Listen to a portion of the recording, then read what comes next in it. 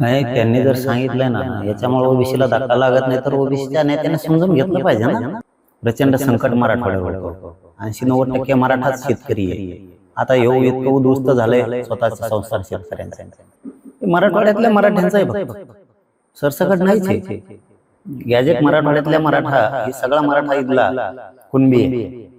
हे फक्त मराठवाड्यासाठी, सरसकट नाहीच. आम्ही कुठं म्हणतो सरसकट काढत तिथं जे डबकं भरलं त्याचं टमटम भरून नेलं त्याने, तेवढं नागपूरला एक आणि त्या टमटमातून उतरले तेवढेच बसलं, हाणले एवढे उचकून आलं माघारी. तेव्हापासून काळा पाडायचे. तुम्ही बघितलं त्याला काय टप्पर आहे कोणाची, कोण रद्द करतं बघतो ना आम्ही. एवढं सोपं आहे का ते? आणि मी खमके आहे ना इथं, मी खंबीर आहे ना. आता मराठा टेन्शन नऊ 4 दिवस लेट, काही दिवस लेट, पण मराठवाड्यातला मराठा ठोत नाही आणि पश्चिम महाराष्ट्रातला एकही मराठा आरक्षणाचा ठोत नाही. ते BJR लागू करून घेणार. आता हे काय करू शकते? मला लय झालं तर बघ ना, मॅनेज होत नाही, फुटत नाही म्हणून. आता isakal.com आहे देशातील नंबर 1 ची मराठी न्यूज वेबसाईट. प्रत्येक अपडेटसाठी isakal.com ला नक्की भेट द्या.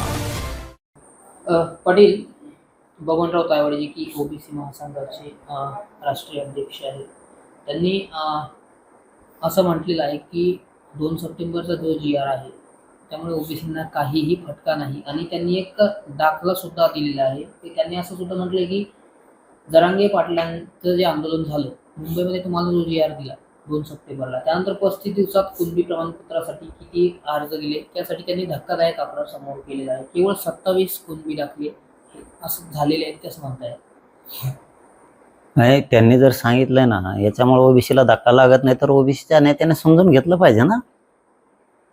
ती ज्येष्ठ आहेत ना, तर त्यांचं ऐकलं पाहिजे. त्यांचा पण अभ्यास आहे, ऐकलं पाहिजे. सगळे याचे का फेचे का माल घेतला पाहिजे, मोर्चे नाही काढले पाहिजे मराठींच्या विरोधात. आणि जो काय आकडा आहे करतील ना अर्ज मराठी.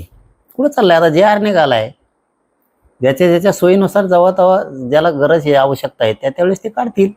त्यात काय अडचण आहे? असं काहीच नाही ना. कारण आत्ताच पाऊस पडलाय, प्रचंड संकट मराठवाड्यावर होतं. 80-90% मराठाच शेतकरी आहे. आता इतकं उद्ध्वस्त झालंय स्वतःचा संसार शेतकऱ्यांचा. याच्यातच बेजार होता.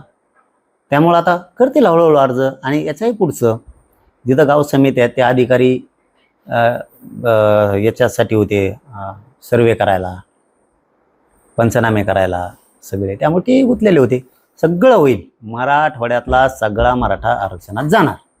पण ते म्हणतात की 2 सप्टेंबर नंतर 35 दिवसात मराठवाड्यात फक्त 27 अर्ज मान्य झाले. मराठा समाजाला सरसकट प्रमाणपत्र देण्यात आले नसल्याचाही सरकारी पुरावा त्यांनी खेळ दाखवला. मग सरसकट नाहीच आहे. नाही, मराठवाड्यातल्या मराठ्यांचा आहे फक्त, सरसकट नाहीच आहे. गॅजेट मराठवाड्यातल्या मराठा हे सगळा मराठा इथला कुणबी आहे. हे फक्त मराठवाड्यासाठी, सरसकट नाहीच आहे. आम्ही कुठं म्हणतो सरसकट. ओबीसी नेते यामध्ये विरोध करतायत की हा GR रद्द झाला पाहिजे. त्यामध्ये विजय वडेट्टीवार आहेत, छगन भुजबळ आहेत. ते रद्द होत नसतो. एवढं सोपं आहे का? हात लावा म्हणा, मग सांगतो तुम्हाला. टप्पर आहे का कोणाची? एवढं सोपं नाही आहे ते. बरं, ओबीसी नेत्यांनी अभ्यास करून वक्तव्य करावं असं सुद्धा बबनराव तायवाडे म्हणतात. बेजबाबदारपणे वक्तव्य करू नये. आणि महत्त्वाचं म्हणजे ओबीसी तरुणांनी ज्या काही आरक्षणासाठी आत्महत्या केल्या त्याला आरक्षण संपलं असं म्हणणारे जबाबदार आहेत. यांना काय, कोणी मेलं काय, आत्महत्या केलं काय, बलिदान गेले काय, यांना काय देणं घेणं नाही त्याचं. कारण हे यांचं फक्त राजकीय पोळी कशी भाजन हे बघते. यांनी ओबीसीचं आरक्षण घेऊन ओबीसीचंच वाटोळं केलेले लोक आहेत. ते 32% आरक्षण होतं, ते सुद्धा तुकडे केले यांनी. स्वतःच्या ओबीसी भावालाच हे भाऊ म्हणत नाहीत, तर बाकीच्यांचं काय यांच्यापाशी.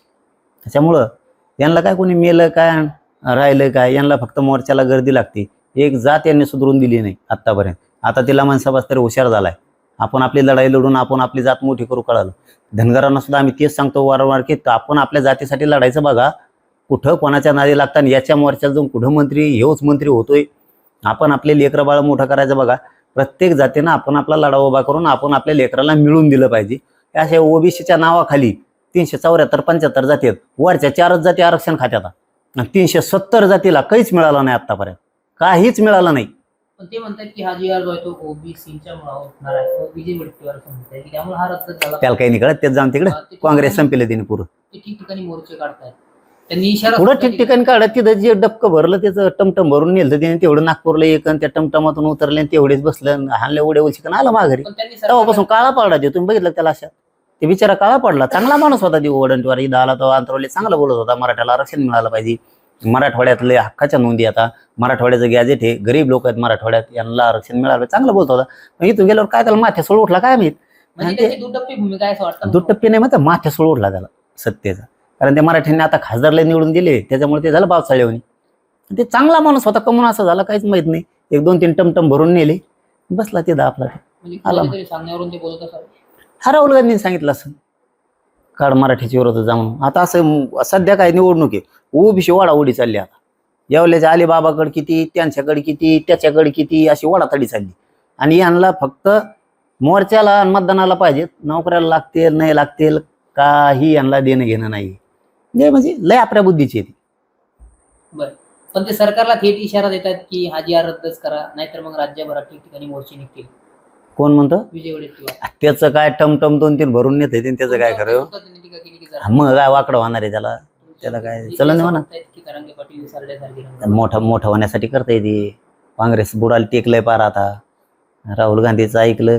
मी सांगतो तुम्हाला, उलट त्या राहुल गांधी साहेबांनी याची अशी कानउघडी करायला पाहिजे होती की तो त्या भुजबळच्या नादी लावून कशाला साफ करून घेतो आपण.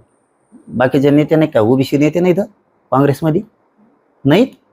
मग काँग्रेसला त्याचे काँग्रेसमध्ये बाकीचे पण मोठमोठे नेते आहेत. येणाऱ्या काळात काँग्रेसला त्याचे परिणाम भोगावे लागतील. त्याला तर भोगावं लागते, त्याला तर 100% भोगावं लागते. बाकीचे आमच्या विरोधात बोललेच नाही काँग्रेसचे. जो बोलला त्याचाच कार्यक्रम लावायला लागतो. आता गावासरची किडे नको रगडायचे. बाकीचे काँग्रेसवाले त्यांचं म्हणणं आहे ना, गरीब मराठ्याला मिळालं पाहिजे. त्याच्यासाठी यांनी काय केलं बाकीच्या काँग्रेसच्या नेत्यांनी? ते तर खंबीर आहेत ना आज बी, की त्यांना वाटतं मराठ्याला मिळालं पाहिजे आरक्षण, गोरगरीब मराठ्याला. त्याला एकट्या नासक्या कांद्याला नाही वाटतं. आता त्याच्यासाठी काय करून बसता कुठं? ते काळं पडले तेव्हापासून. एक टमटम भरून नेलं तिने तिथं, आणि त्या टमटमातून उतरले, बोललं गेलं, त्यातले अर्धे उठून गेले, जणू गेलं माघारी. पण हा जी आर रद्द व्हावा करावा ही प्रमुख मागणी. काय टप्पर आहे कोणाची? कोण रद्द करतं बघतो ना आम्ही. एवढं सोपं आहे का ते? आणि मी खमके आहे ना इथं, मी खंबीर आहे ना. आता मराठ्याला टेन्शन नाही. 4 दिवस लेट, काही दिवस लेट, पण मराठवाड्यातला मराठा ठोत नाही आणि पश्चिम महाराष्ट्रातला एकही मराठा आरक्षणाचा ठोत नाही. तेव्हा BJR लागू करून घेणार आहे. आता हे काय करू शकतात? मला लय झालं तर बदनाम, मॅनेज होत नाही, फुटत नाही म्हणून. म्हणजे पहिल्यासारखं नाही का आपलं 1.5 वर्षापासून चालू आहे. एखादा व्हिडिओ करा तयार, याचा काहीतरी याचे रेकॉर्डिंग करा तयार, टाकून द्या, बदनाम करा. हे फक्त बदनाम करू शकतात. शरण नाही आलं ना एखादा खमक्या, तर मग हे असे बदनाम करतात, डाग लावायचं काम करतात.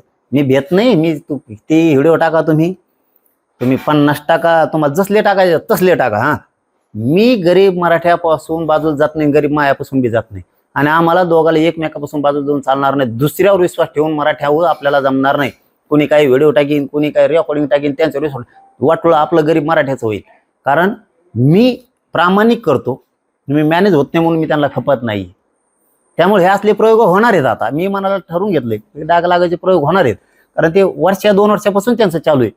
याला व्हिडिओ टाकून बदनाम करायचं, याला काय रेकॉर्डिंग टाकून बदनाम करायचं, याला मराठ्यापासून बाजू सरकायचं. हे सरकारला की मग आपलं राजकारण व्यवस्थित होतंय आणि मराठी हे मोठे होणार नाहीत, हे त्यांचं पण आहे. आणि मी होऊ देत नाही. टाक, तुला काय कसले बनायचे तसे बनव, पण एक ध्यानात ठेव. तू म्हणशील ते फेक अकाउंट टाकीन, कशावर टाकून. आता फेक अकाउंटचं सुद्धा लागते. गाठ आमच्या संघ हे विसरायचं नाही कधीच. हो, तो कोण टाकणारा, तुला जे टाकायचं टाक. तुला मदत करणारी जर नाही पाताळातून शोधून काढले ना, तर आम्ही बी मराठीचा अवलाद नाही आमची. हा, तो फक्त करूच. ते काय करणार आहे हे 2 दिवसात आम्हाला पुन्हा ऐकायला यायला लागलं. पहिल्यांदा येत होत तसं की कुठं व्हिडिओ बनवणार आहेत आणि काय करणार आहेत घाण, मग तुम्हाला डाग लावणार आहेत, मग तुम्हाला ते वाईट वाटण, तुम्ही वाईट वाटून घेऊ नका काय, असे आम्हाला येऊन सांगितलं की गरीब मराठ्यांची मोठी लढाई सुरू आहे. आता कुठंतरी मराठ्यात लेकरा बाळात कल्याण व्हायला लागलं. हे नालायक लोक असतात, राजकारणी नाशके असतात, हे काही व्हिडिओ बनवून टाकी देन, काही रेकॉर्डिंग टाकी देन, तर तुम्ही खचू नका. मराठ्यांना सुद्धा सांगतो की मी तर खंबीरच आहे, परंतु ज्यावेळेस असं संकट आणलं जातं ना, त्यावेळेस करोडो मराठ्यांनी एका बाजूनं त्याचा कडाडून विरोधच केला पाहिजे, तरच समोरचा माणूस टिकतो आणि समाज पण टिकतो. हे असले जे नासके लोक येणारच आहेत आणि असले करणारच. मी काय भेट नाही, तू टाक काय टाकायचं ते, पण एक ध्यानात ठेवी, ते विसरू नको. तू कुठं पाताळा, तुला सुट्टी नाही. तू फेकून टाक, तुला कशावून टाकायचं त्याच्यावरून टाक तू. आणि तुला मदत करणारे बी कोण कोण आहेत. जर पुरे नाही याकडे त्याकडे शोधली माळ, तर मग आम्हाला बी खानदान मराठीचे म्हणू नको. पाटील, उद्या नागपूर नंतर बीडला सुद्धा मोर्चा होणार. हे प्रत्येकाचा अधिकार आहे. लोकशाहीचा अधिकारी जो तो काढतो. आम्ही अशी विरोध करत नाही. विरोध करत नाहीत. मराठा समन्वयकांनी बांधवांकडून छगन भुजबळ यांना विरोध होतो. हे बघा ते त्यांचं वैयक्तिक माहित असतं. मराठा समाज असं कधीच करत नाही. मराठा समाज असं कधी कोणाला विरोध करत नाही. कारण आमच्यावरती संस्कारच नाहीत मराठा समाजावरती की कोणाच्या लेकराला विरोध कर. यांच्यावरती संस्कार आहेत. यावेळेस अलिबाबावर नालायक संस्कार आहेत त्यांच्यावरती. लोकांच्या लेकराला मिळू नये म्हणून मोर्चे काढ. आम्ही विरोध करत नाही. आपला असा कचका असतो विरोध करायचा ना, समोर करणार, मागून वार नाही करणार. मराठ्यांनी जर ठरवलं ना तुला पाय नाही ठेवून द्यायला, बिडातच काय राज्यात नाही ठेवून देणार. बिडाचा काय विषय घेऊन बसला तू, राज्यात नाही ठेवून देणार. आता ते काय पोरांनी केलं असेल ते आता ते वैयक्तिक त्यांचा मुद्दा आहे. त्यांना किती सांगितलं तरी त्यांच्या ध्यानात येत नाही. ते त्यांचं वैयक्तिक मत असू शकतं. त्यांनाही भावना आहेत. त्यांचाही वैयक्तिक त्यांना मत मांडण्याचा अधिकार आहे. त्याच्यामुळे ते त्यांचं वैयक्तिक मत आहे, त्यांचा वैयक्तिक अधिकार आहे. त्यांनी म्हणले असते. आम्ही असा विरोध नाही करत. लोकशाहीप्रमाणे ज्याला जे करायचं ते करा. गेल्या काही दिवसापासून हा जी रद्द करावा यासाठी ओबीसी नेते एकवटल्याचं चित्र पाहायला मिळते. काय सांगणार तुम्ही त्यांना? कोण एकवटलं? ओबीसी जे नेते आहेत. काय ओबीसी? ते ओबीसीचे नेते नाही, ते जातीचे आहेत तात्पुरते. थोडे लाभार्थी टोळीचे आहेत. सगळ्या माळ्याला काही देणं घेणं नाही. ही लाभार्थी माळ्याचा टोळीचा आहे. किंवा एक हे टोळीवालाच. बाकीच्याला काही देणं घेणं नाही. धनगराला काही देणं घेणं नाही. कोणत्या ओबीसीला काही देणं घेणं नाही. आणि ओबीसीला कळाला आता यांनी तरी कोणाचं मोठं होऊन दिलंय कुणाला. तिथे जातीवादी येतं ते काढणार आहेत. बरं, नागपूरमध्ये मोर्चा निघाला त्यावेळेस तुम्ही असं म्हटलं होता की हा मोर्चा विजय वडेट्टीवारांचा नाही तर काँग्रेसचा आहे. मग हा बीडमध्ये निघणारा मोर्चा कोणाचा आहे काय वाटतं तुम्हाला? सध्या तरी अजितदादा राष्ट्रवादी पुरस्कृत दिसतोय. सध्या तरी रात्रीतून बदल झाला तर आम्हाला नाही माहिती, पण सध्या तरी दिसतोय. कारण त्यांचेच लोक आहेत ते सगळे. पण याच्यावरती कंट्रोल फडणवीस साहेबाचा सुद्धा असायला पाहिजे असं वाटतं. कारण फडणवीस साहेब जर म्हणले ना तुम्ही सरकारमध्ये आहेत, तुम्ही असं कसं काय करता? जे आर सरकारने काढला. कारण जे आर फडणवीस साहेबांनी काढलाय. आणि फडणवीस साहेबांनी जे आर काढलेला असताना फडणवीस साहेबाच्या सरकारमधलेच मंत्री जर आमच्या विरोधात जातात, याचा अर्थ कळणार नाही आम्हाला. इतके दूध खेळे आम्ही नाही आहेत. तुम्हाला वाटत असेल मी फक्त 4थी पास आहे, आमकाय तमकाय. मी तुमचे सगळ्याचे पाठ पुरवणे इतकी ताकद माझ्यात आहे. तेवढी हिंमत ठेवून काम करतो मी. कारण तुमचे चालबाजी तेव्हाच लक्षात येते आमच्या. आता कुठंतरी मराठ्यांच्या मनात फडणवीस साहेब चालले होते. या माणसानं मराठवाड्यातल्या मराठ्याला न्याय दिला. जे आर काढलाय. मराठवाड्यातला सगळा मराठा हा कुणबी आहे. आणि गरीब लेकरांचं आयुष्याचं कल्याण करण्याचं काम फडणवीस साहेब करतील ही आशयाने मनात मराठ्यांच्या घुसले होते. परंतु ते पुन्हा जर डाव करणार असले, आता डावच नाही तर काय, आता आम्ही 1-1.5 महिना झाला जाऊन आलो मुंबईत. गाड्या लावलेल्या, पोलीस आत्ता नोटीस आल्यात, पण ताबडतोब का नाही दिल्या? मग ताबडतोब का नाही दिल्या? कोणाचा डाव आहे? अरे उघडच आहे ना, गृहमंत्री फडणवीस साहेब. जे आर तुम्ही काढता. गोरगरीब मराठ्याचा सन्मान जे आर काढून तुम्ही केला. गोरगरीब मराठी आज तुम्हाला मानायला लागले आता. आणि एका 1.5 महिन्यानंतर लोकांना गाड्याला नोटीस यायला लागल्या. म्हणजे ही कोणची दुटप्पी भूमिका? वार करायचा नाही असा. एखाद्याला जवळ घेतलं ना एकदा तर पुन्हा वार नाही करायचा. मराठ्यांनी मन बदलायला सुरुवात केली नाही की फडणवीस साहेब गरिबांचं लेकराचं कल्याण करायला लागले. पुन्हा वार करायची काय गरज आहे? म्हणजे फडणवीसांनी केलं. अरे फडणवीस साहेब जर म्हणले ना तर ते तर जाऊ देऊ. ते तर चिल्लर विषय आहे ते नोटिसाचा. ते काय फडणवीस साहेब सांगितलं 1 मिनिटात जिकडे तिकडे होऊन जाईल त्याचा विषय नाही. पण छगन भुजबळला जर त्यांनी सांगितलं ती टप्परच नाही नाशिक सोडायची. फडणवीस साहेबांनी जे आर काढला ना त्या विरोधात हे कसं करायचं बरं येणतोय? कसा येणतो? फडणवीस साहेब हे कळतं लोकांना. मी म्हणतो आता मराठ्यांचे फडणवीस साहेब मी संधी देतोय. आणखीन आमचा तुमच्यावरचा विश्वास ढळलेला नाही. आणखीन ढळलेला नाही. तुम्ही जिंकलेले म्हण मराठ्यांचे दुःख देऊ नये ही माझी अपेक्षा आहे फडणवीस साहेब तुमच्याकडून. मराठ्यांचे मन तुम्ही जिंकलेत. मराठवाड्यातला सगळा मराठा आरक्षणात जाणारे या आशेवरती मराठा समाज तुमच्याकडे बघतोय. आणि तुम्ही जे मन जिंकलेत आता गोरगरिबांचे ते मन पुन्हा दुःख देऊ नका. कारण ही जबाबदारी तुमची आहे. पुढं काय करायचं तुम्ही तुमचं बघा. आम्ही खंबीर आहेत आरक्षण घ्या. महाराष्ट्रातील सर्व बातम्यांचे विश्वासार्ह व्यासपीठ सकाळच्या सर्व सोशल मीडिया प्लॅटफॉर्मला लाईक, फॉलो आणि सबस्क्राईब करा.